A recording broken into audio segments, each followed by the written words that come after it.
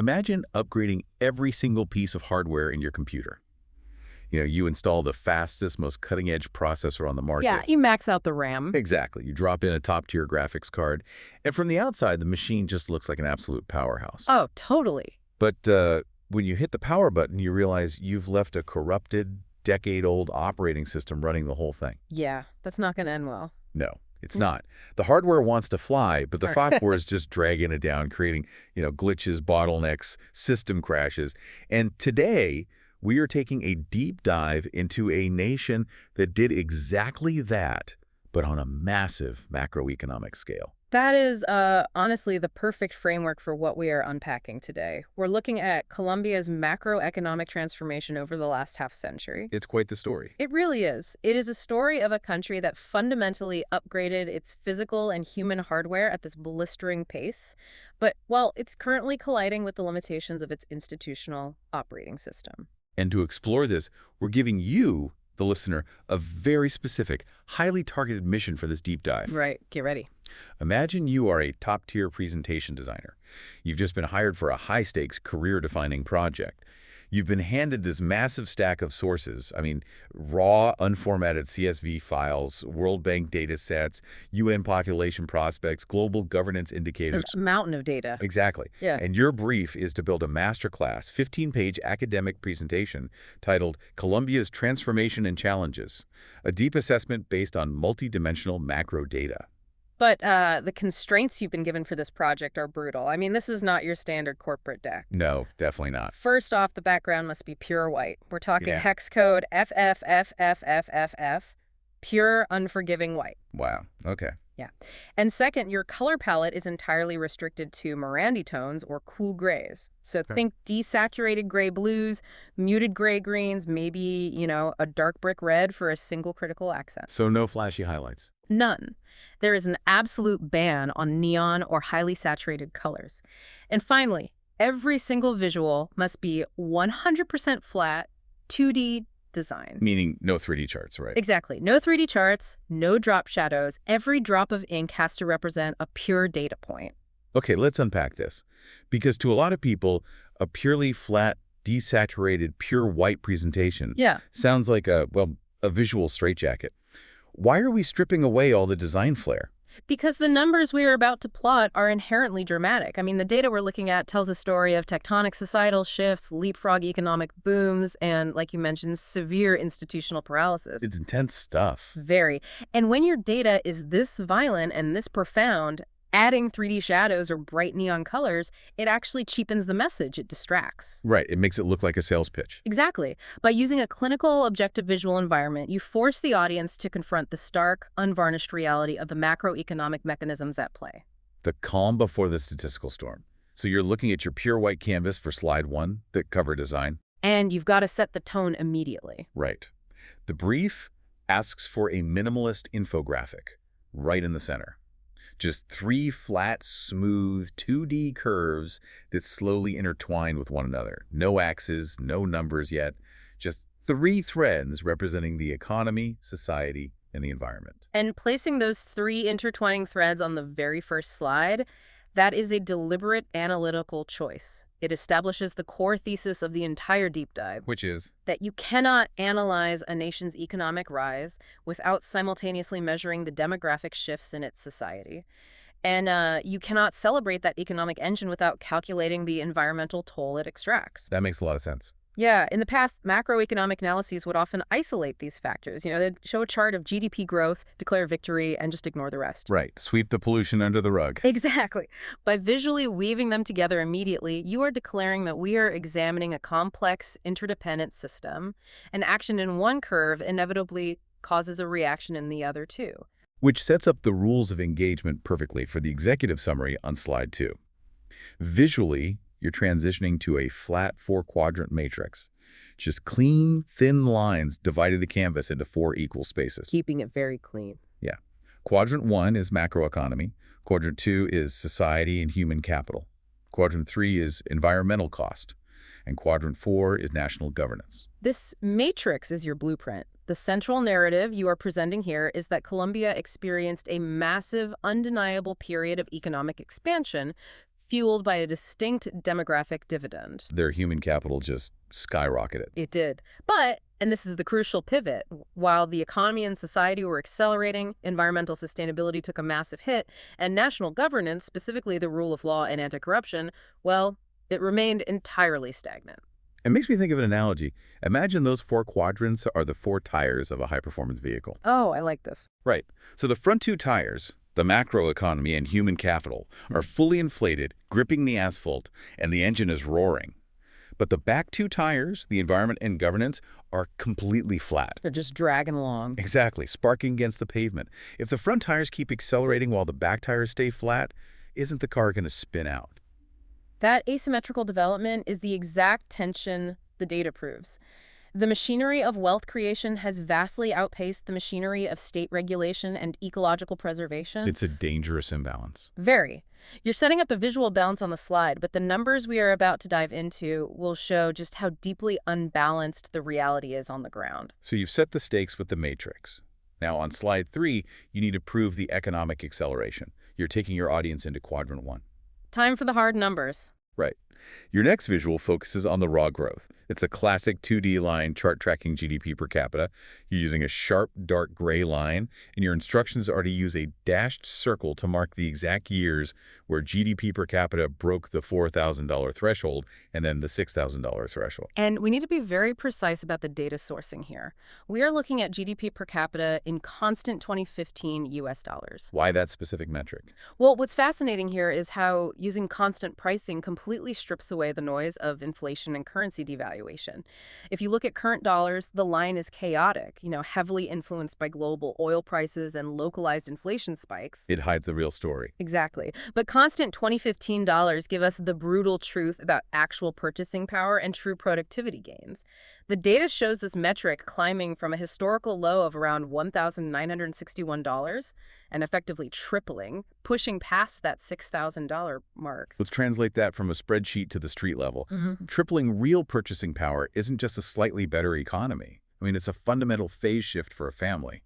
It changes everything. Yeah, going from $2,000 to $6,000 means transitioning from worrying about, daily caloric intake to buying a refrigerator, putting a tin roof on a house, or purchasing a motorcycle to get to a better paying job. Exactly. It represents millions of people crossing the threshold from subsistence living into the global middle class.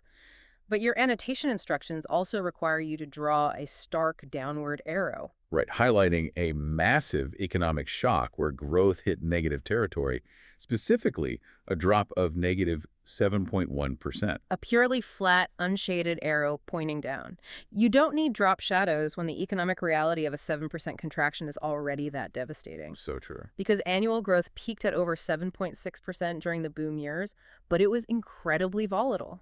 Highlighting that negative 7.1% shock proves to the audience that this leapfrog growth is highly exposed to macroeconomic headwinds. It's not a smooth ride. Not at all. It's not a serene glide upward. It's a jagged, aggressive climb with severe moments of vertigo. But when you hit those $4,000 and $6,000 marks, you cross an invisible psychological boundary on the world stage, which leads directly to your next visual on slide 4, foreign direct investment, or FDI. This is where global capital comes in. Yeah.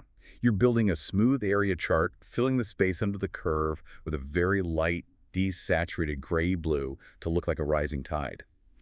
You need an upward arrow pointing to the dense period where FDI net inflows broke the 4% of GDP barrier, peaking all the way up to 5 and even 7%. And you need a text box explicitly noting the significant enhancement of capital openness and market attractiveness. The connection between the GDP tripling and this FDI surge is the beating heart of the macroeconomic narrative. In the early part of the data set, FDI net inflows are negligible. We're talking 0.55% of GDP. Barely a blip. Right, just a trickle. But as that GDP per capita crosses those dashed circles you drew on the previous visual, suddenly the trickle becomes a flood. I have to push back here, though. Is a massive flood of foreign direct investment always a success story? It's a fair question. Because a lot of critics argue that a spike in FDI in a developing nation is just multinational corporations looking for a cheaper place to dump their manufacturing, exploit lax labor laws, and extract profits back to the global north. Is 7% FDI actually a vote of confidence, or is it just financialization? That is a highly valid critique, and it's something economists debate constantly. FDI can be extractive if it's purely focused on pulling raw commodities like oil or coal out of the ground. Right, the resource curse. Exactly. But when you look at the granular data of what was happening in Colombia during these peaks, the composition of that investment was diversifying. Foreign direct investment isn't just numbers moving on a screen, it's a highly illiquid commitment. What do you mean by illiquid? It means a company is pouring concrete to build a regional logistics hub outside Bogota. It means laying fiber optic cables. It means hiring and training local middle managers. So it's the physical integration of the country into the global corporate ecosystem. Precisely. And the reason they are pouring that concrete isn't just for cheap labor anymore. When the world sees a population cross that $6,000 threshold, they see consumers. Ah, new markets. Right. They see an emerging middle class that wants to buy smartphones, modern insurance, and retail banking products. Foreign capital pours in to capture that newly created domestic value, not just to export cheap goods. But to build those logistics hubs and buy those smartphones, you need a very specific kind of population. Which brings us to segment 3, the human element. Moving into quadrant 2. Exactly. Your next visual on slide 5 tackles the demographic data.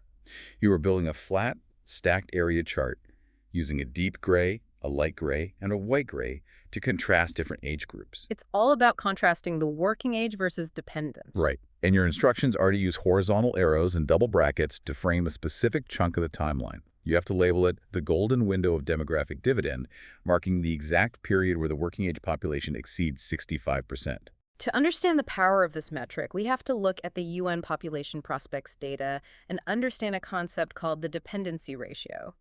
Historically, Colombia's working age population, those between 15 and 64 years old, sat at around 50.3%. Which means for every one person waking up and going to work, there is exactly one dependent, either a child or an elderly person who needs to be supported. Right. Think about the economic weight of that. If you are a worker, half of your income, half of your state's tax revenue, goes entirely toward pediatric care, basic schooling, or geriatric support. That's a heavy burden.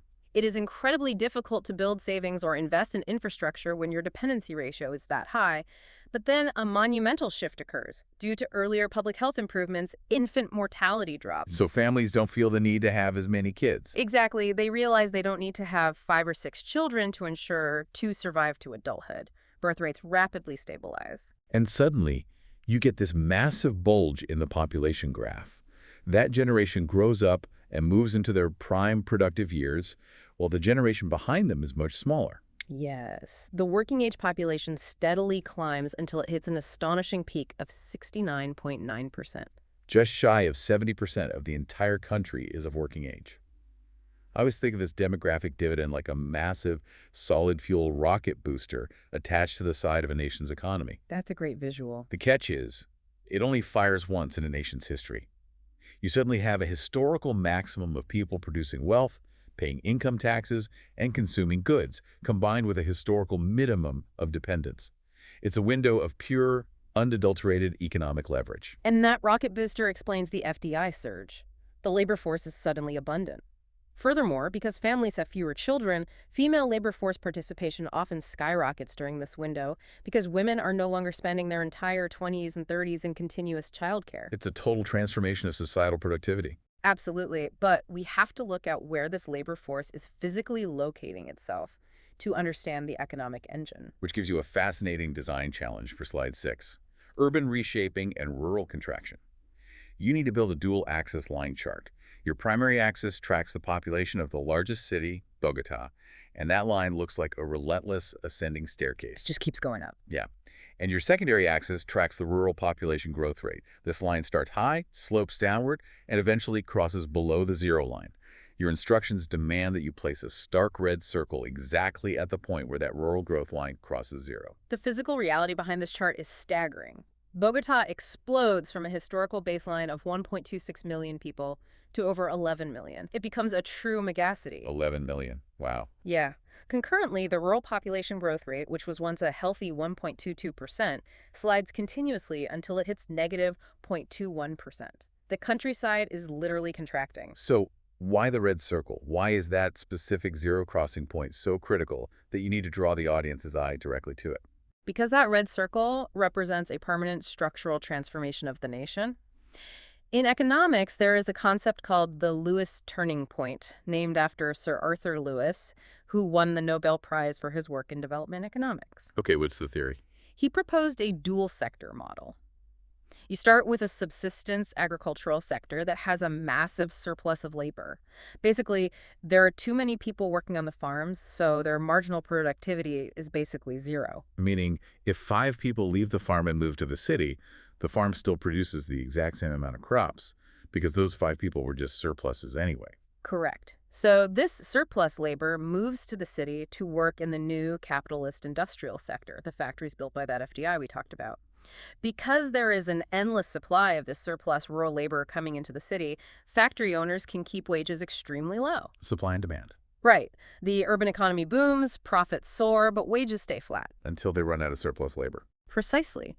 That is the Lewis turning point, that red circle on your chart.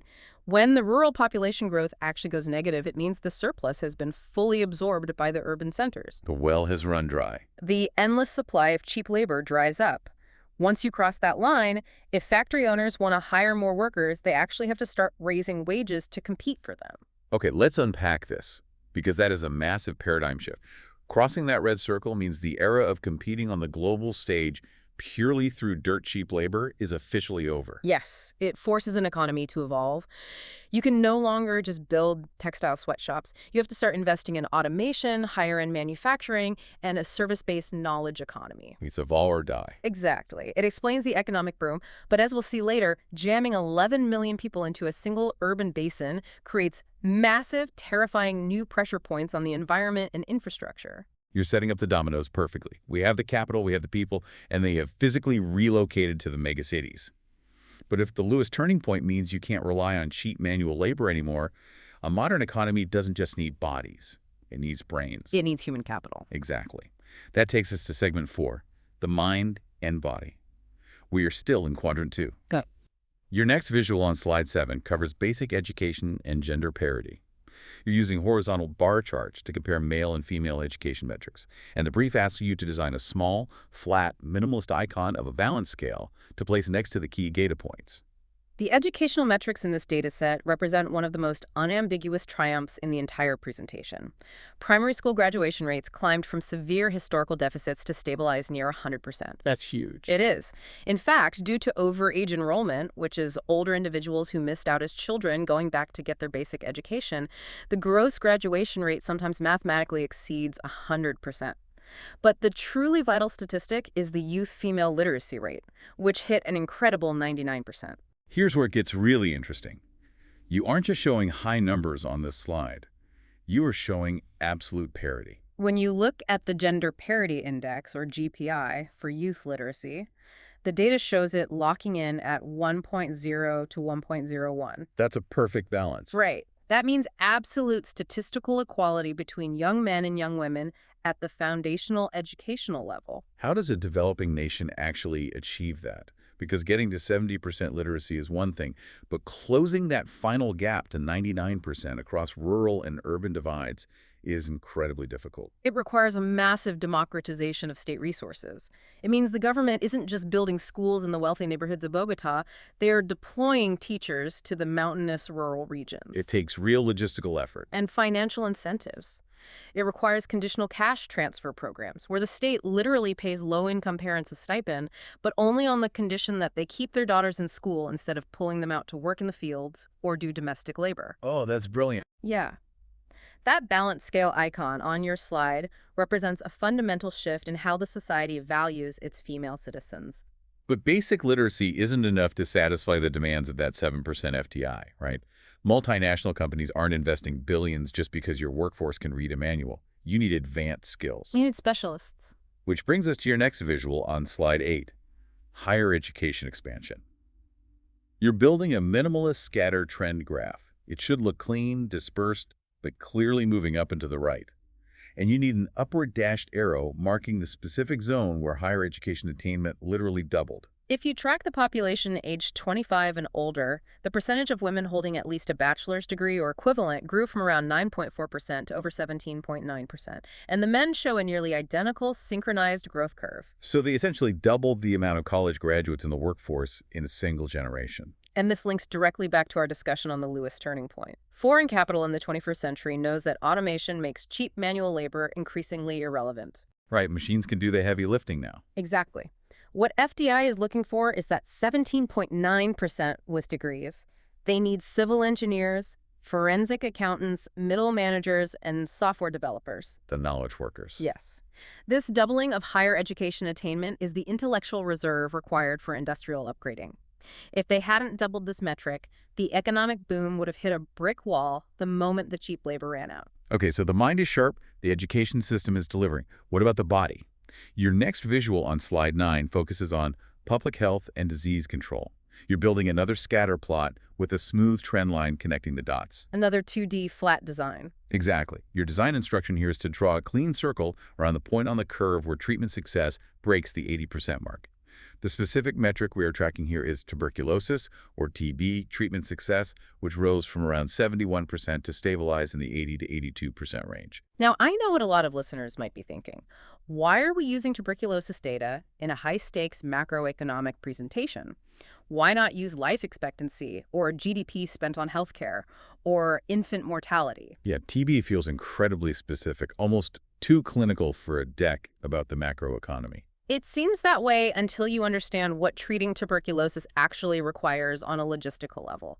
TB is widely considered by development economists to be the ultimate proxy metric for basic healthcare coverage and the logistical reach of the state. Really? Why is that?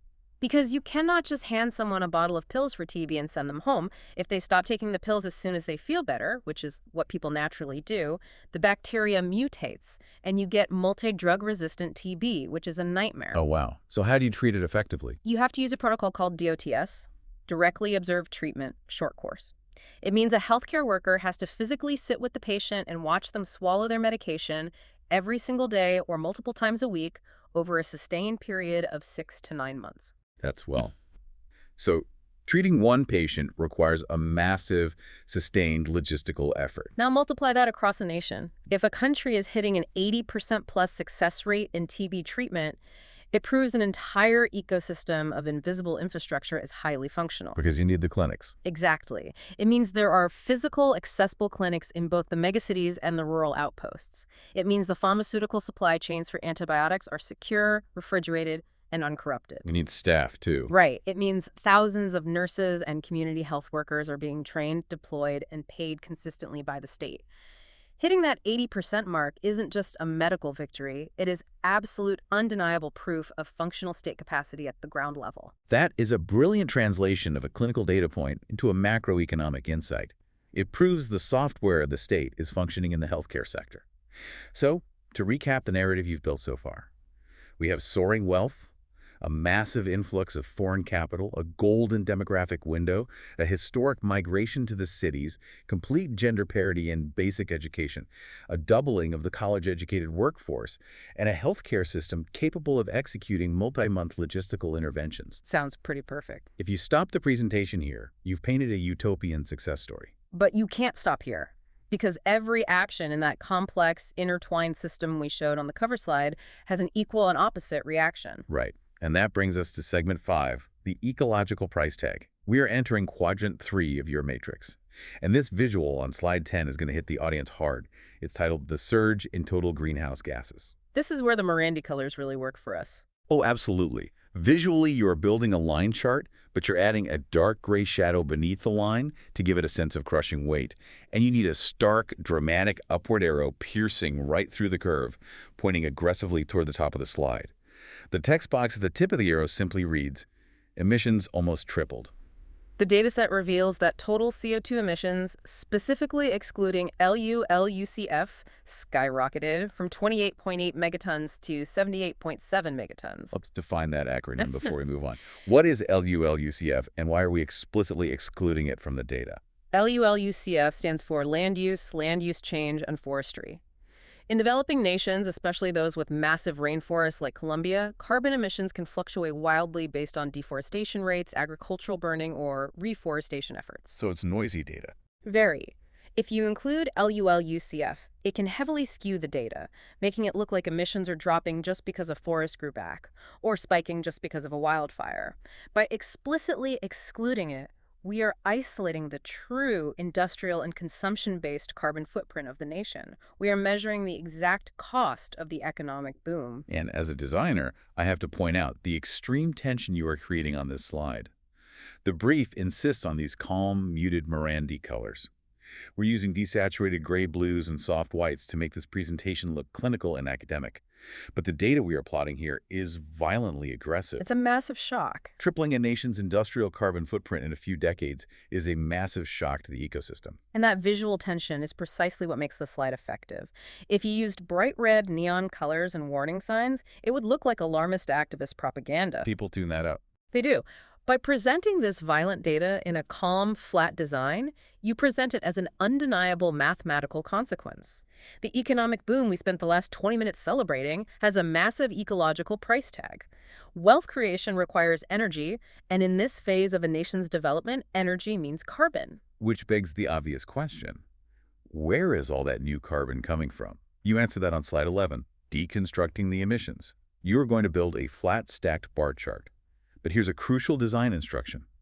You are only plotting the data every 5 years. Oh, that's smart. Don't plot every single year. Yeah. A stacked bar chart with 50 individual bars is a chaotic mess. It causes cognitive overload. By grouping it into 5-year intervals, the macroeconomic trend becomes instantly readable. You'll use a thin line to pull out one specific block from the stack, the transport block, and label it the fastest growing carbon driver. The World Bank data shows that CO2 emissions specifically from the transport sector ballooned from 6.7 megatons to 37.1 megatons. It increased by a factor of 5. Industrial process emissions also multiplied significantly. Why such a massive explosion specifically in transport?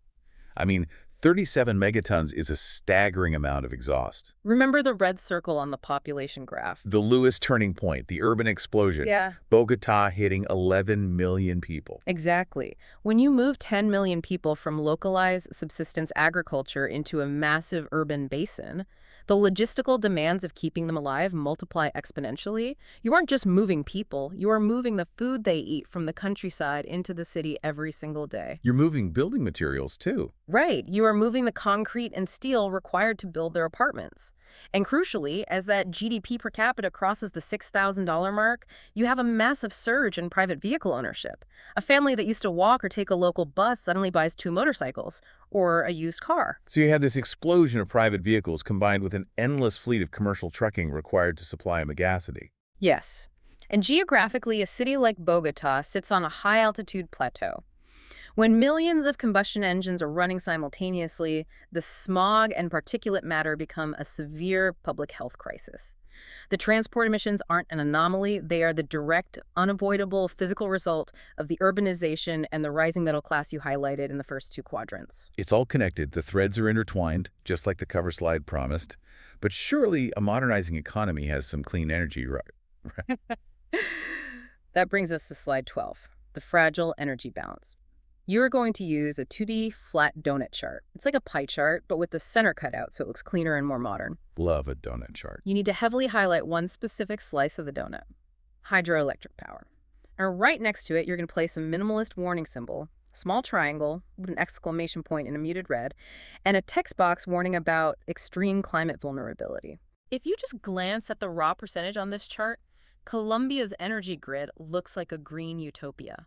Hydroelectric power is absolutely dominant, consistently providing between 67% and 81% of the nation's total electricity production. I'm looking at that and thinking over 80% clean, renewable energy. Most highly developed nations in Europe or North America would kill for that metric. Yeah. Why on earth are we putting a warning symbol next to it? I'd push back and say this is the one piece of good environmental news we have. If we connect this to the bigger picture, having 80% clean energy is fantastic for the carbon ledger, but having 80% of your entire national economy dependent on river flow is a terrifying economic Achilles heel. Because of the weather. Exactly. Hydroelectricity requires consistent, predictable rainfall, and Colombia's geography makes it highly vulnerable to the El Niño Southern Oscillation. Okay, let's explain the mechanics of that. What happens during an El Nino event? During severe El Niño cycles, the Pacific Ocean warms, which drastically alters weather patterns over South America. For Colombia, it means severe, prolonged droughts. Precipitation drops drastically. The rivers dry up, the reservoirs behind the massive hydroelectric dams plummet, and the turbines simply cannot spin fast enough to generate power. So the entire economic engine, the factories built by that 7% FDI, the urban transport networks, the modern hospitals treating TB, all of it Yep. is vulnerable to a drought. Yes. If the grid fails, you get rolling blackouts, factories shut down, water rationing begins. It is a profoundly fragile balance. You have a nation trying to leapfrog into advanced high-tech industrialization, but its primary energy source is fundamentally at the mercy of changing global climate patterns. It's a house of cards. It really is. This is why the environmental quadrant isn't just about saving trees or lowering carbon, it's about the fundamental security and stability of the macroeconomic base. Okay, we've covered the booming economic engine, the massive human capital upgrades, and the severe environmental costs. Now we arrive at the final quadrant, segment 6, the institutional bottleneck. This is the corrupted operating system we talked about at the very beginning. Yes, and you have to get the visuals for this exactly right. On slide 13, you're tackling the stagnation of anti-corruption. You are going to build a horizontal band or oscillation chart. Imagine a wave moving left to right across the screen. You need to draw a bold, dashed horizontal baseline exactly at the 50% mark. Then use vertical double arrows to measure the height of the wave, showing just how painfully narrow the oscillation is. The data set we are drawing from here is the World Bank's Global Governance Indicators, specifically the percentile rank for control of corruption. What exactly does that measure? This metric measures the perceptions of the extent to which public power is exercised for private gain, ranging from petty bribery to grand corruption and state capture by elites. The data shows that Colombia's rank has been stubbornly trapped between the 47th and 59th percentiles for years. So it never really improves. No, it just oscillates back and forth across that 50% baseline, never achieving a sustained breakout. So despite all the progress we've seen, this metric is flatlining. This is arguably the most crucial insight of the entire presentation. Think about what we've covered over the last hour. National wealth tripled. Absolute gender parity in basic education, a doubling of the college-educated workforce, a highly effective multi-month public health rollout. Massive achievements. And yet, the state's fundamental ability to police itself, to prevent the diversion of public funds into private pockets, hasn't moved an inch. It's the corrupted operating system. The hardware is a Ferrari, but the software is a bicycle. Economists call this the middle income trap, and this specific slide shows the mechanics of that trap manifesting in real time. A country can grow from low income to middle income through cheap labor, demographic dividends, and basic industrialization, which Colombia did brilliantly. But getting to the next level is harder. Much harder. To make the leap from middle income to high income, to become a fully advanced economy, you cannot rely on cheap labor anymore. You need highly efficient, transparent, and trustworthy institutions. You need a system that foreign investors, local entrepreneurs, and citizens completely trust. Because corruption acts as a massive, invisible tax on everything. If a company wants to build a new factory, but they have to bribe local officials for permits, that's capital that isn't going into wages or R&D. Exactly. When corruption stays trapped in the 50th percentile, it acts as a permanent, heavy ceiling on how far the economy can grow. It creates friction in every single transaction. And that leads perfectly into slide 14, rule of law versus regulatory quality. The design here is a side-by-side comparison using Google line charts. On the left, rule of law. On the right, regulatory quality. Your design task is to draw a dashed circle, highlighting the area on the left chart where the rule of law line remains persistently submerged below the 50% mark. The text and annotation you'll add is stark. Institutional environment hinders higher-level leapfrog development. The data reveals a fascinating, deeply problematic divergence here. Regulatory quality, which measures the ability of the government to actually formulate and implement sound policies and regulations that promote private sector development, is slightly better. So they can write the rules. Right. It shows that the state possesses the intellectual capacity to write good laws. But the rule of law rankings, which measure the extent to which agents have confidence in and abide by the rules of society, including property rights, the police, and the courts, are dismal. They are struggling down in the 33 to 46 percentile range. Let me use an analogy here to explain the difference because those two terms sound identical to a layman. Regulatory quality means you have the rule book. You've hired smart lawyers, you've printed the laws, you've set up the tax codes, and the rules exist on paper. You have a great rule book. Yes, the theory is sound. But rule of law means people actually follow the rule book. It means the courts enforce it fairly, the police protect it without bias, and most importantly, the politicians are bound by it. That is the exact distinction. Your dual chart proves that Colombia has the rulebook. The regulatory framework is largely in place, but the enforcement, the societal and institutional adherence to that framework is fundamentally failing. It all comes back to trust. And if you go back to the massive FDI we saw earlier, multinational corporations love a good rulebook, but they will flee a country if the rule of law cannot protect their physical investments in intellectual property from arbitrary seizure or systemic corruption. It creates a massive vulnerability for the human capital, too. The intellectual reserve you built up, that 17.9% of women with college degrees, they won't stay in a system where the rule of law is failing. They'll leave. If their merits aren't rewarded because the system is corrupt, they will take their degrees to North America or Europe. You risk a massive brain drain. This institutional bottleneck isn't just a minor issue. It is the ultimate threat to the entire macroeconomic transformation. Which is why the conclusion needs to hit so hard. Exactly. Which brings us to the grand finale, the outro. Slide 15, you are designing the final visual, conclusions and policy summary. The direction here is pure architectural symbolism. You are going to build a 3-pillar infographic. Keep it entirely in line frames and grayscale. No solid fills, just clean, sharp outlines to match the academic tone. Very minimalist. Across the top, a heavy lintel block with the words Sustainable Leap. Supporting it are 3 pillars. Pillar 1 is economy and demographics. Pillar 2 is resources and environment. Pillar 3 is institutions. Now, here's the masterstroke of the design. You must draw visible, jagged cracks in the bottom foundation stone beneath Pillar 3, representing the governance challenges. This final slide synthesizes everything we've analyzed. For Pillar 1, the policy takeaway is that Colombia must accelerate its industrial upgrades and shift fully to a knowledge economy immediately because that demographic window, that rocket booster, is going to burn out. They won't last forever. Exactly. For Pillar 2, they must reverse the terrifying trajectory of transport emissions and urgently diversify their energy grid with solar and wind to reduce their vulnerability to El Niño droughts. And what about those cracks? For Pillar 3, addressing those cracks in the foundation, they must realize that improving the rule of law and breaking the corruption deadlock are the ultimate non-negotiable keys to unlocking the next level of wealth. So what does this all mean?